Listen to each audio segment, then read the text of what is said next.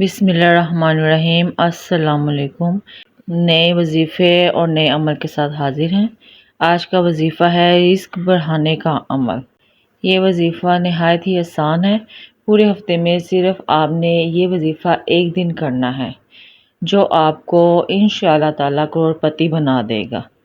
جو شخص اس عمل کو ہفتے کے ایک دن یعنی پیر والے دن کرے گا، اللہ تعالیٰ اس کے گھر میں ہر طرح کی رحمتوں اور نعمتوں کے انبار لگا دے گا۔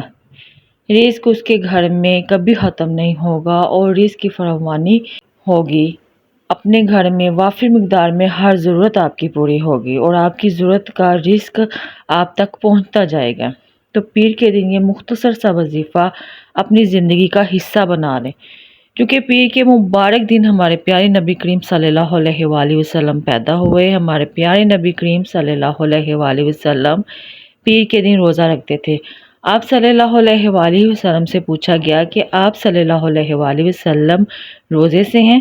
تو آپ صلی اللہ علیہ وآلہ وسلم نے فرمایا، ہاں میں روزے سے ہوں، کہ اس لیے کہ آج کے دن میں پیدا ہوا۔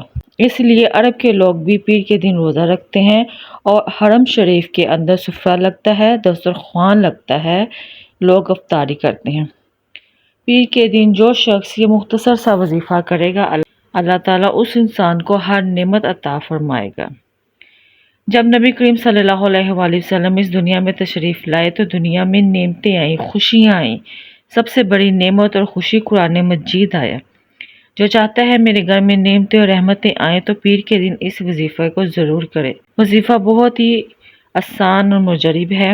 وظیفہ یہ ہے کہ ان ناموں کو یعنی اللہ تعالیٰ کے ان ناموں کو آپ نے 313 بار پیر والے دن کسی بھی وقت یکسوئی سے پڑھنا ہے۔ نام مبارک یہ ہیں، یا سمد یا رؤوف، اور اپنے رزق کے لیے دعا کرنی ہے۔ اللہ تعالیٰ کی ذات سمد ہے یعنی بے نیاز ہے۔ اللہ تعالیٰ کی ذات رؤوف ہے یعنی معاف کرنے والی ہے، مہربان ہے۔ علماء نے بھی لکھا ہے کہ جو آدمی پیر کے دن روزہ رکھتا ہے اور وظیفہ یا کوئی بھی عمل کرتا ہے تو وہ ضرور بضرور پورا ہوتا ہے، انسان اپنی مراد کو پہنچتا ہے۔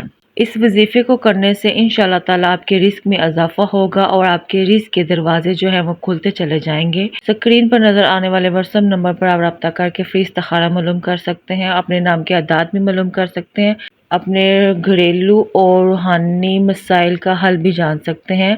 شادی میں رکاوٹ، شادی کی بندش، کاروبار میں بندش کے لیے بھی آپ استخارہ کروا سکتے ہیں۔